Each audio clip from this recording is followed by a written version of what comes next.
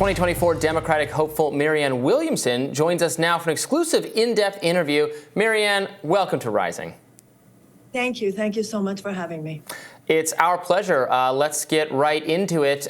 Tell us about the campaigning you've been doing in early states and how you feel about the attention you're getting thus far. It's very exciting. New Hampshire is going to continue to have its primary, regardless of the fact that the DNC has decided to pass it by. And people in the early primary states know the importance of their role. And Granite Staters are very much that. You know, there's a television network there called WMUR. And I did this thing called Conversation with the Candidate. And it was exciting, you know, and the clip from it has gotten over 2 million views on TikTok. And, you know, people are listening. People are hearing me, and it's exciting. It's exciting being on the ground in New Hampshire. And I'm in New York now doing press, and then I'm going to Los Angeles, and then I'm going to Atlanta to do a labor event, and then going to South Carolina, where I'll be all over the place. So, you know, it's full on making it happen. You know, after being initially kind of blasé about what it would mean for Biden not to be on the ballot in the first two primary contests, there have been some news stories percolating over the last week or so that seem to suggest that both the establishment media and the establishment Democratic Party are increasingly concerned about what it would mean to have all of that media attention for a significant amount of time before South Carolina, during which the story would be that someone other than Joe Biden won those contests. I mean, Axios just put a piece out, I believe a few days ago, saying Biden could lose the first two 2024 contests to RFK Jr. But of course, polls actually show that you and RFK Jr. are very close in in New Hampshire, at least. What do you make of the Democratic Party's decision to basically cede that ground? And do you expect that any anxiety is growing here, where they might change their mind and allow and choose instead to reverse their decision to do what some people have described as rigging the primary so that Biden's first contest is in a state where he does very well? Well, clearly they have a conundrum, don't they? The best laid plans oft go astray. They just wanted to take all the attention off New Hampshire, and New Hampshire said no. And yes, Bobby and I are neck and neck in New Hampshire now. So we're going forward with this. So clearly the Biden administration has a conundrum here. What they will decide to do, of course, is up to them. But they're noticing that. This can't be, you know, they're just trying to keep the lid on any conversation other than theirs. And they're doing it in various ways. And New Hampshire, as is very characteristic of New Hampshire, is refusing to go along. There's been some reporting last few days, and I mean, honestly, there's a lot of reporting on this in general. You know, Joe Biden, President Biden's age. There was kind of spotlighting that behind closed doors, he's often angry with people, that staffers don't want to be by themselves around him. You know, what do you make of what we're learning about you know, how Joe Biden's treats the people around him, you know, whether age is actually indeed catching up with him? You know, you're not supposed to ask that, but we all see how he stumbles over his words and how he looks. And I think people imagine, is he, you know, would he be up for 6 more years of running the entire country? Well, those are two separate issues, of course. As far as his age is concerned, if you want to know, if the president wants to prove that he's up to the task, for instance, of debating Donald Trump or Ron DeSantis, then he should debate Robert Kennedy and myself. There's a way for the American people to see, is he on his game mentally to handle something like that? And that is to debate us. That's number one. In terms of the fact that he used the F word in the office, and so did Clinton. And so for that matter, you know, there's a line from Jefferson talking about George Washington, how when the president is upset, I would rather not be in the room.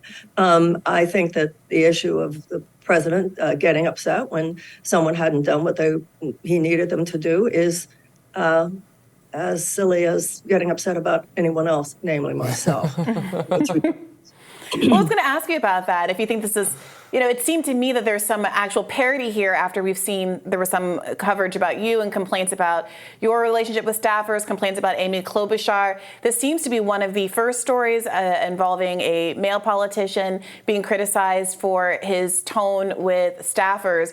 I mean, how do you look at that? Do you think that this is evidence that perhaps it's not as gendered as it maybe has been in the past? Or do you see that the attention that was paid to that particular story, do you think it wasn't sufficient, or somehow it was less than the level of scrutiny that you got when that piece came out about your staff relationships? That wasn't scrutiny. That was smearing. When you are tried in a court of law, there are rules of due process. And the accused has rights as well. So if somebody's going to accuse you of something and you're in a court of law, they have raised their right hand and they've sworn to tell the truth, under oath, to tell the truth, the whole truth, and nothing but the truth. And your lawyer gets to cross-examine them and ask certain questions of them and show the judge and the jury certain evidence. But if you're tried in the media, particularly a media whose clear focus is to bring you down, or you're tried on the internet, or you're tried in the court of public opinion, you don't have those same opportunities to defend yourself. And that's what's going on here. Well, Marianne Williamson, I want to switch gears for a little bit and ask you about recent news that was big on the left, AOC's choice to endorse Joe Biden on the Pod Save America podcast. She specifically said that given the primary choices available so far, that she would be endorsing Joe Biden. Many on the left were surprised by that, given how close your platform is to Bernie Sanders' 2020 platform and her endorsement of Bernie Sanders in that context. What do you make of the endorsement? Her words were, given the field, I am endorsing the president. For me, given his policies, I am running against him. So let's be clear here.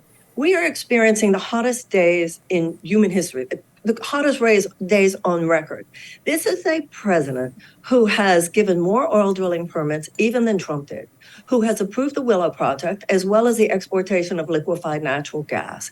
He is claiming Bidenomics as this great economic success story, which it is for 20% of Americans. It's not going to do anything. All they're saying they're going to do in the future is finish the job. There's nothing here about bringing up the minimum wage for 1/3 of America's workers who live on less than $15 an hour. And in most American cities, living wage is $24, $25 an hour. These plans have absolutely nothing to do with dealing with the fact that 1 in 4 Americans live with medical debt. And all these lefties are endorsing him. So this is a story about the American left, and it's where it is right now. So what is she endorsing exactly? I think the fact that this early, they've got it all wrapped up. You've got, the business on the environment alone. You've got 4 major environmental organizations that have endorsed him. What are they endorsing? What are they endorsing? Well, the argument that he makes and that people within the Democratic Party make in his defense is that the climate spending that he was able to pass is the largest in terms of volume, numerical amount in history. And what the left would argue is that it is far less than what it needs to be spent in order to actually have a meaningful impact on rising global temperatures, et cetera. So what do you do with that when there are so many people in, as you've pointed out, the environmental justice space, people who are members of ostensibly left-leaning environmental organizations who are spending so much of their time and energy defending and rallying behind Joe Biden when other environmental activists believe he needs to continue to be pushed? How do you push someone while you are endorsing and defending them? Thank you. How does that work exactly? So this is the deal. Those who are touting, as you said, the very healthy investments in green energy that are part of the Inflation Reduction Act. That's true. The problem is that the Willow Project alone nullifies all of those. And the at this point, way beyond $858 billion defense budget, the U.S. defense industry is the single largest institutional emitter of greenhouse gases. So the playbook of the Biden administration is, it's almost like a purse thief, isn't it? Look over here so they won't notice what you're doing over there. The Democrats the corporatist Democrats have proven over the last few years that they're really good at saying the right thing. Oh, I'm the climate president, and I realize that the climate is an existential threat. Listen, we are beyond doing what you can in an incremental way. We are in the midst of the emergency now. I'm reminded of an article I read that Barbara Ehrenreich wrote years ago. I think it was when Clinton is president, but I think it's true today. She said, what has happened to the American left? She said, what's happened to the American left is that everybody's been invited to the White House once. The whoredom I see from people who get the White House Christmas card or get their phone calls returned and are so easy to schmooze, so easy, when somebody from the administration says, we're with you. But like hell, you're with me. You will not stand up to big oil. So, all I can do is point out the hypocrisy and hope that more voters figure it out. Yeah, there's a number of issues where one might think the left, it's representative to the extent it has representation in Congress, would be doing something to challenge the administration. We were talking yesterday, Brianna and I, about the reauthorization of FISA, which allows for warrantless surveillance of American citizens, something, many on the left joined with libertarians on the right in opposing. Even Joe Biden himself, when he was a senator, raised concerns about this. Now, Matt Gaetz is leading a charge against this, and I really was expecting members of the squad to be standing with him. And maybe that moment's still coming, but I can't find any reporting or press releases or anything suggesting that this issue, the kinds of issues that people like Chelsea Manning and Edward Snowden and Glenn Greenwald, people of the left raised, are now, why is no one doing anything about them on the left anymore? Darling, they're bought and sold. And I don't think they're bought and sold for money. It's not even about money. They're bought and sold for, we'll give you the appointment on the committee next time. You'll stay in favor with the establishment leadership. And then if you're in favor with the establishment leadership, maybe they'll give you a cookie. I don't know what else to say. I think at a certain point, we need to look at people's behavior. I'm not here to psychoanalyze them or even figure out their motivation. But at this point, what you say in terms of their actual behavior is true. And it's up to the rest of us to make our decisions based on their behavior. And I think it's time to hold some people accountable.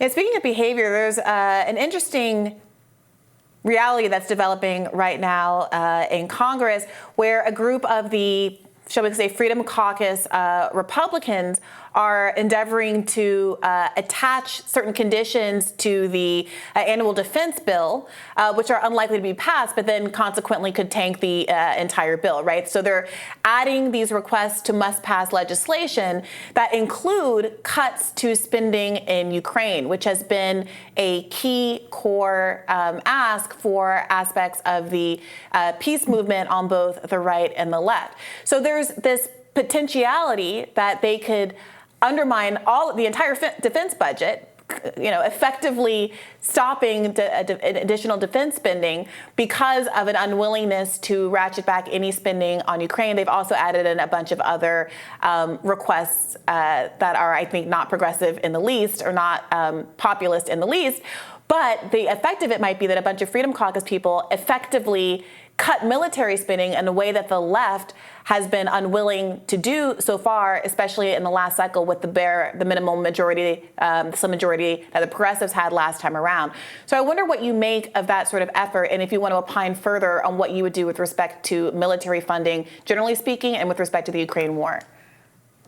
Well, the larger issue about military funding to me is a separate issue. It's tangential to the issue of Ukraine specifically.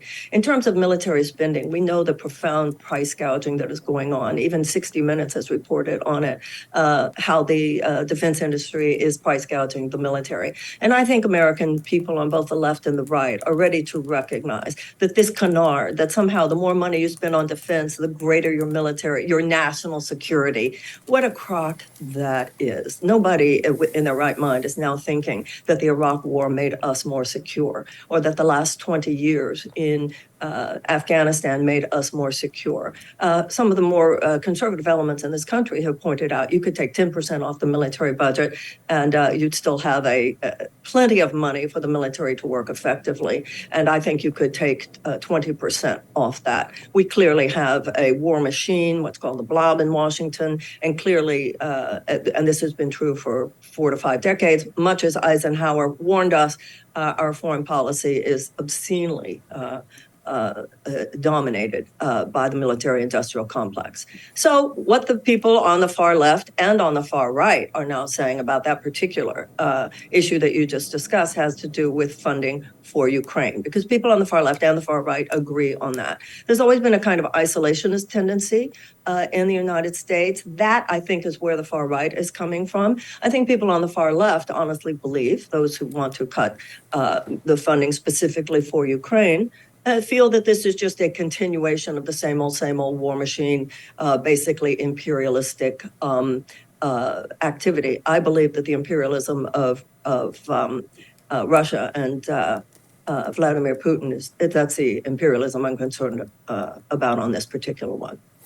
Why is that, Marianne Williamson? Some people would say, and do say, that the Russian invasion was wrong, illegal, and should not have happened. But also, the consideration of many Americans is what America's involvement in that particular conflict should be, and why. And so we're in a place now where the discussion over the last week has been Joe Biden's choice to illegally send cluster bombs, a weapon that disproportionately kills children and is very indiscriminate in its targets, to Ukraine to continue to fight this war. Of course, Russia has also used cluster bombs, but the question is whether or not we should be facilitating the use of weaponry that is so dangerous to vulnerable people. So that seems like, to me, a good analogy for where a lot of leftists are coming to this war. Even if you think morally Ukraine is in the right position, which I think most people do, the question is whether or not, A, we should be involved, and two, whether our involvement is actually bringing the war to a close more quickly, whether our stated goals are actually achievable in terms of those who think that we need to regain Crimea or establish pre-February of last year borders, and what the cost to the public in Ukraine and also to Americans back home who are concerned about whether or not there's going to be sufficient domestic spending to take care of our population are going to be worth what we're doing, whether the costs are actually going to be worth the outcomes. Well, in terms of the first thing you said about America's poking the bear. It's true. Both are true. Both are true that the United States does not have clean hands here, and the Russians have invaded a sovereign nation. Both are true. In terms of cluster bombs, it's horrifying. No, they should not be used. There are rules of war. There was a Geneva Convention. It's not an accident that over 100 countries have banned cluster bombs. The ones that haven't are Ukraine, Russia, and the United States. So they should not be used. They have horrifying repercussions even after a war. And as you said, they kill sometimes years after a war has ended, innocent civilians, including children. So even if you're going to say that you support for Ukraine at this point, I think it's absolutely wrong to use cluster bombs. In terms of the argument that we need that money here at home, the money that is being spent on Ukraine would not be spent on expanding Medicare, would not be used on domestic spending. I think where there is a good argument is about cutting defense spending in general. But the idea of focusing on the funding for Ukraine as opposed to defense spending, to me, has no logic to it whatsoever. You know, former President Donald Trump and Ron DeSantis have both also come out against sending cluster munitions to arm Ukraine. What do you make of this moment we're living in, where the Republican candidates, the two leading Republican candidates, are sounding a note that is less interventionist than the Democratic president? Well, I think when you're talking about DeSantis and Trump criticizing the use of cluster bombs, I welcome that. I'm glad they do. That's not specifically non-interventionist. That's specifically criticizing the use of munitions that should not be used. But hey, this is America. It's only been in the last few years, Robbie, that people have seemed to think if you're a conservative, you think this way. If you're a liberal, you think this way. If you're progressive, you think this way. If you're a Democrat, you think this way. If you're a Republican, you think this way. I think that this is kind of almost the way it should be, that we all recognize that people have their individual views. And hey, if the right wants to wake up to the fact that the American military has become this monstrous, uncontrollable facet of American politics, I don't have a problem with that. I think it's healthy. And then we can get on to the specific conversation about something like the Ukraine war.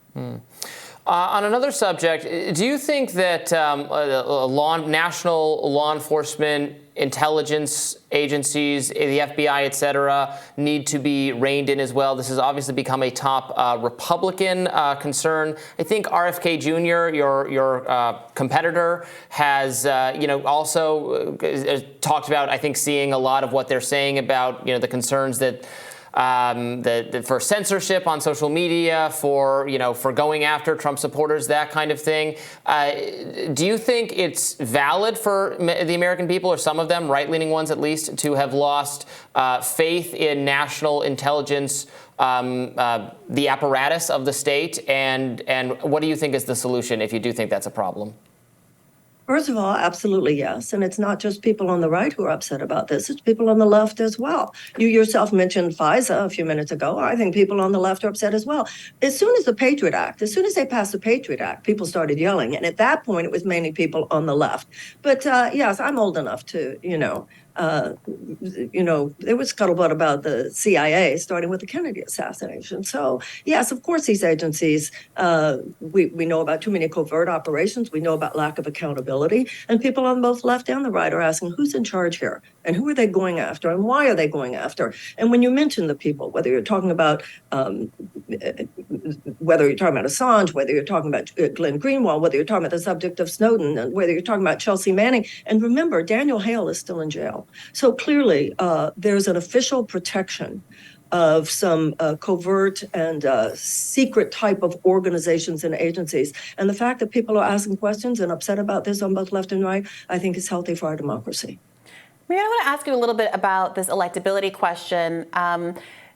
Oftentimes, even though it's a primary, voters are concerned and looking toward the general election and are making decisions based on their perception that the candidate they pick can ultimately win down the line. This was an issue that plagued Bernie Sanders back in 2020. Voters would say, well, I like Bernie, I might even prefer Bernie, but can he beat Donald Trump? I'm not sure. I want to ask what your response is to voters who might feel very positively about your campaign, but have questions about what a general election contest would look like, especially as it seems increasingly plausible that Trump is going to be the nominee. Well, let's remember, in poll after poll after poll, it was demonstrated that Bernie is the one who would have beaten Trump. So the DNC didn't care.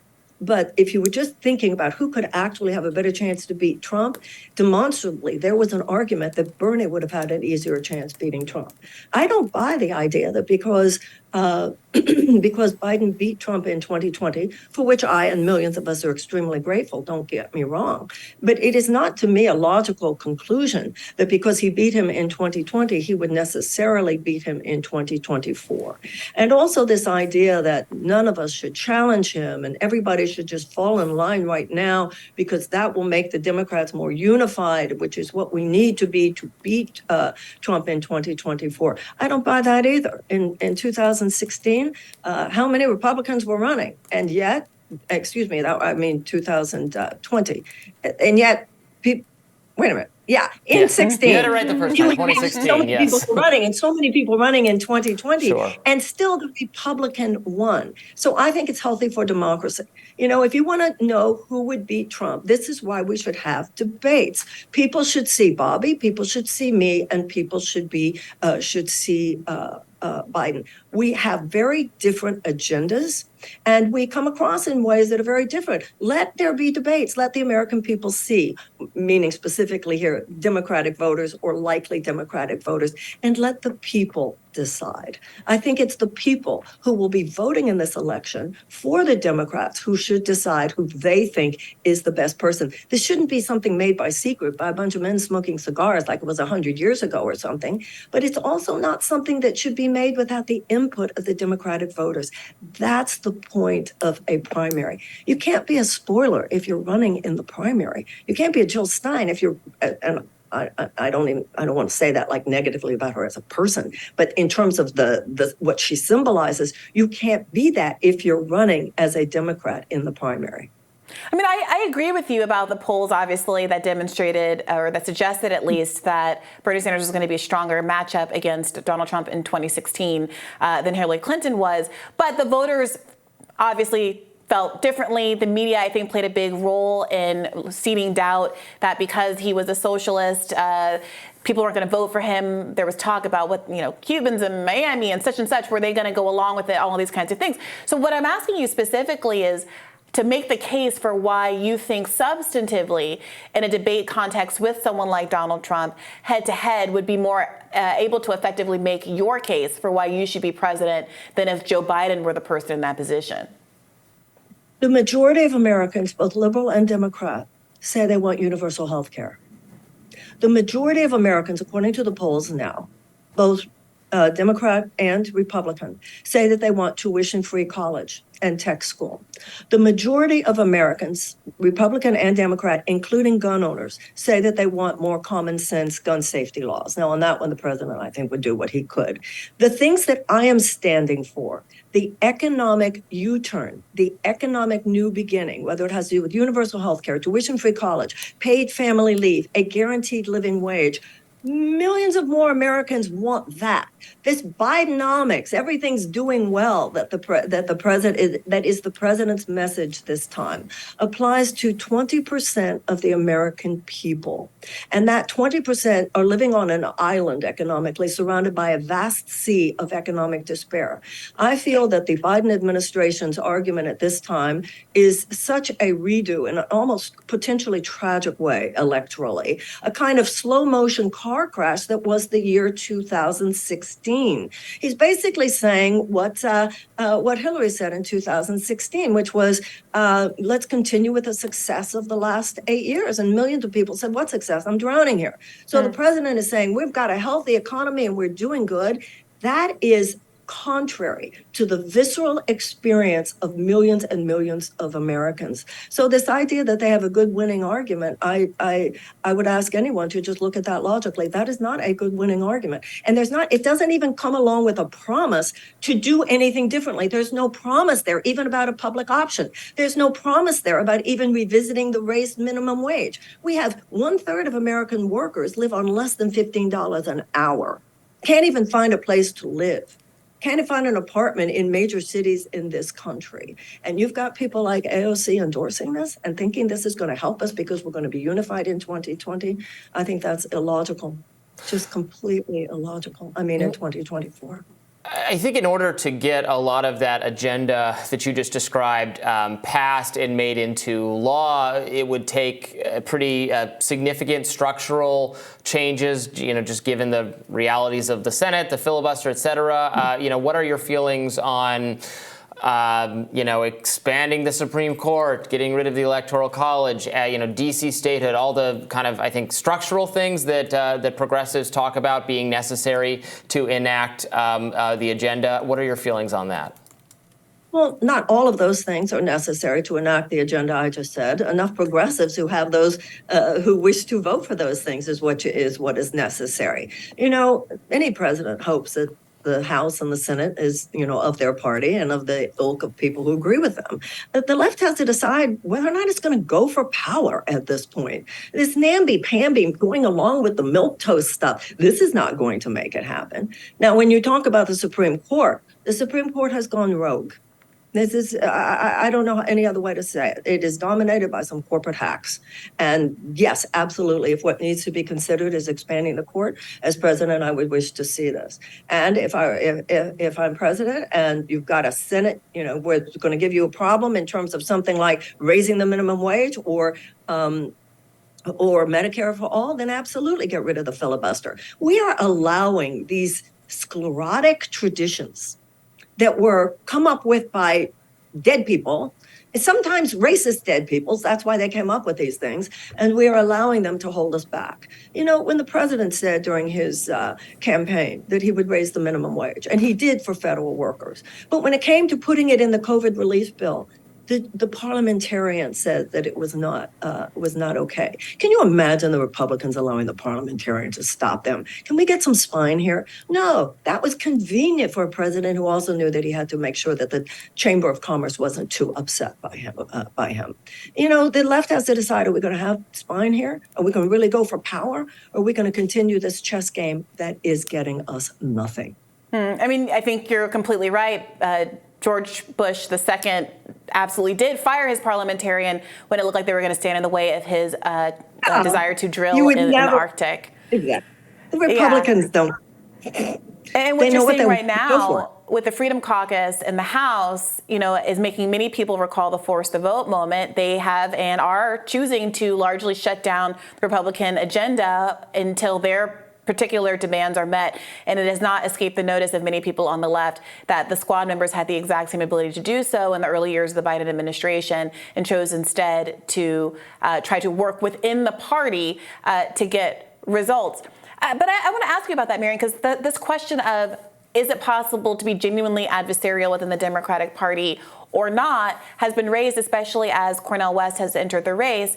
And to some folks, the two Bernie campaigns and the way that the DNC chose to treat him in the context of those campaigns was evidence enough that the Democratic Party was never going to allow there to be anything approximating fairness for left candidates. They see the choice to not have a primary. They see the choice to reorder the primary schedule. They see the choice to shut down debates. And they say this is evidence of how much obstruction you're going to get within the Democratic Party. It's better to take this moment and the public energy around the ideas that you so eloquently laid out, and you funnel people into alternative non-corporate parties that are less able to be corrupted in the way that the Democratic and Republican parties have been corrupted, precisely because there are limitations on corporate funding, et cetera. What do you say to people who make that argument and who are looking to Cornel West as the left candidate, because not of you per se, but because of their skepticism that the Democratic Party is ever going to give you a fair hearing? That's their right. Third-party voices were very important in American history. Abolition came from the Abolitionist Party. Women's suffrage came from the Women's Party. Social Security came from the Socialist Party. Everybody has to follow their own conscience on where they can be most helpful.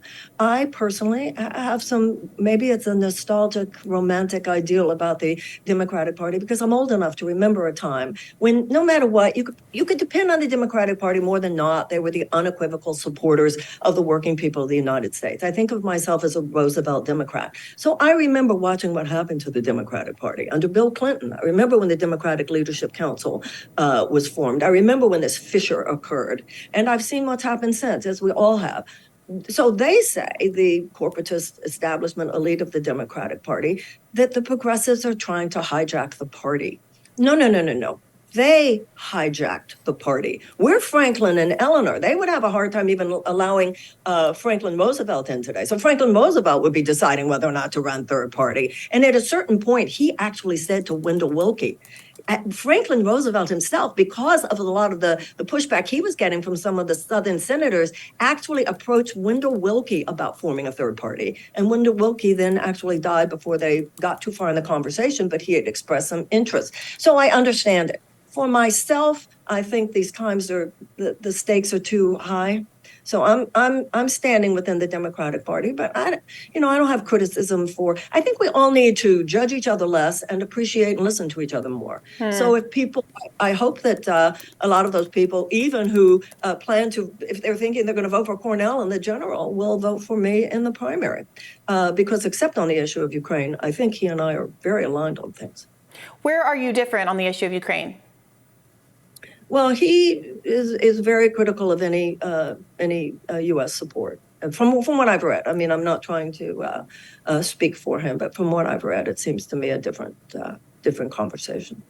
Are you concerned that because so much of so many political independents at this time are motivated by that particular issue and Ukraine funding, that you're being potentially closer to Biden than Cornel West or RFK Jr. on that issue makes it difficult for you to make the case to an independent-minded person why they should go with you? And then the people who might agree with you on that issue might say, well, I'm going to choose Joe Biden and not switch horses midstream. Is there a lane for you being a Bernie progressive except for this particular issue just because of how galvanizing it is to so many independent politicos right now? Well, the first thing I would point out is, to me, it is very progressive to be anti-imperialist.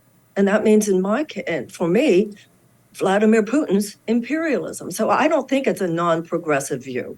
Do I realize that that's kind of where the progressive left has gone and that that's probably not good for me politically? Yeah.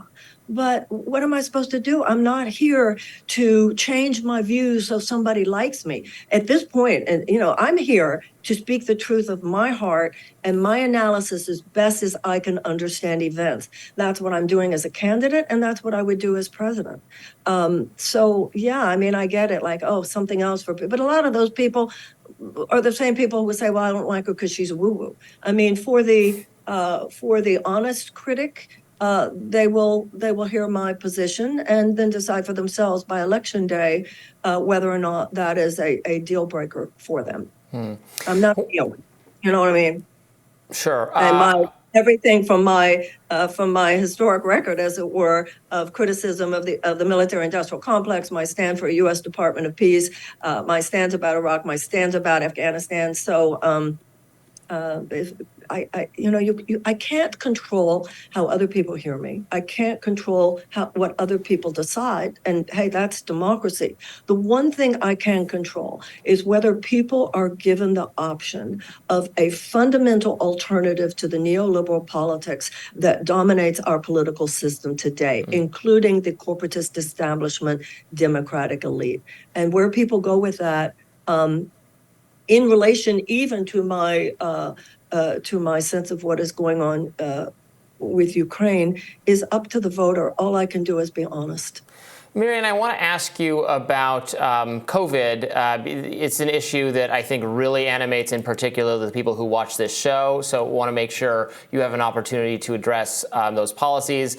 We have done a lot of reporting on both, policies during the pandemic of lockdowns and mandates, et cetera. We asked RFK Jr. a lot about that when he was on the show. So, I want to make sure you have the same opportunity to address some of those things, particularly both on, what is your view of Joe Biden's COVID vaccine mandate policy? He tried to require millions of workers to have to get the COVID vaccine to continue working, and then that policy was struck by the Supreme Court. That, and what is your current understanding of the reality or the possibility that that U.S. funding had something to do with the lab leak which caused COVID in the first place?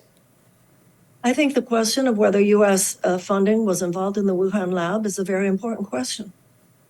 Healthy skepticism to me is part of good citizenship. So I don't have a problem with the American people asking questions. I have a problem with the U.S. government not answering them. So, yeah, there are a lot of questions about all that, and I think it's healthy that people are asking. If you talk about the sort of dark side of this kind of conspiratorial sensibility that has taken root among so many Americans, if there was greater transparency to begin with, if people had more of a sense that they could trust their government to begin with, then I don't think that there would be the creation of this blowback in the form of some very dysfunctional conspiratorial thinking. So yes, we should do everything possible to find out absolutely what happened in that lab, and obviously what the Chinese had to do with it, clearly, which becomes obvious. But the question of did any funding, we know about Obama shutting down at one point, the sort of famous story that we've all been told that Obama had asked about a certain study, said, could the virus escape? He was told yes. He said, shut it down, which is very good. There continues to be a question, did anybody go rogue and go against the president's wishes? We don't know. I have no problem, however, with there being investigative journalism around this. In terms of the mandates, I think it's important to remember that a lot of the things that the president said were get a test or have a Q-tip up your nose. I didn't have a problem. I do have a problem being told I have to take a shot, but I don't necessarily have a problem with someone saying to me, put a Q-tip up your nose if, in fact, someone feels that there's a public health concern. Yeah, that's an interesting distinction. I do think that testing was underemphasized by both the Biden administration and those looking for alternative, less invasive ways to stop the spread than vaccine mandates. As we wrap up here, I just want to ask you, Marianne, it occurs to me that so many people know you and came to be familiar with you through your work in a very different space, outside of the political space, as a spiritual advisor, as someone who has shown a lot of insight in terms of the nature of our community and our interpersonal interactions and our spiritual life. And there has been a lot of interest in the case of Andrew Tate and some of these figures in the manosphere, so-called manosphere, Jordan Peterson and the like, who have been offering a prescription to young men in particular as to how to feel more centered, whole, and happy in a world that is, by many metrics, less hospitable to young men in particular. Tucker Carlson, just earlier this week, did a lengthy interview with Andrew Tate where they talked about a number of things. Andrew Tate obviously is a controversial figure who is being charged currently with alleged sex trafficking. And these are the kind of people that are attracting an audience in part because they are offering some kind of answer to a spiritual void that young men in particular are facing. And I wonder what prescription you would offer and what you make of the appeal of some of these figures in the manosphere. Well, I never heard Andrew Tate speak to a spiritual void. I never heard Andrew Tate speak to a spiritual void. And I don't believe that supporting men in finding their genuine masculine should ever be at the expense of women. So I never saw Andrew Tate's prescriptions to men, either spiritual or of value to women whatsoever. In terms of Jordan Peterson, when he began, all the kind of be accountable, grow up, get a spine, make your bed, I thought was kind of cool. But he has moved in a direction that's just, there's nothing spiritual about the type of stuff that he's talking about now, including his attacks on me, Jordan. So, I... What has Jordan Peterson said to you? I might have missed that. Oh yeah, go check it out. He's not my biggest fan, apparently. He's that's Bobby right now. That's sad. Before we let you go, what do you... I wanted to ask you about the same kind of general question trajectory.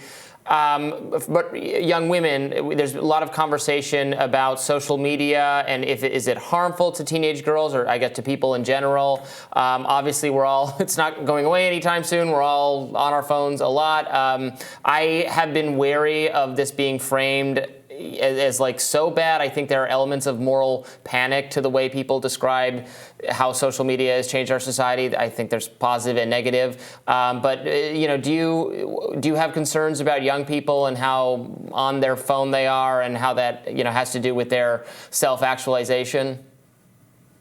Yeah, not just young people, all of us. I mean, the addictive qualities of these things, who among us? I myself am saying sometimes, why do you have your phone in your hand? Why do you need your phone in your hand? I think we all have issues to look at there, and people understand the addictive quality, the way the algorithms are worked, et cetera.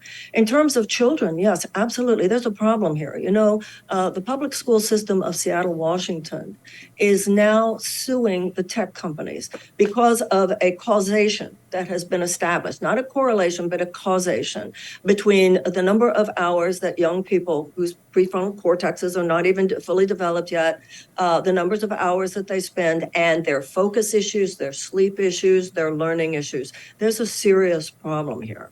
And I think it's a good thing that Americans are asking these serious questions. You don't get deep answers until you ask deep questions. Now, as you said, Robbie, there's very positive aspects of social media, very positive aspects of the internet. No one is denying that. And it's not going away.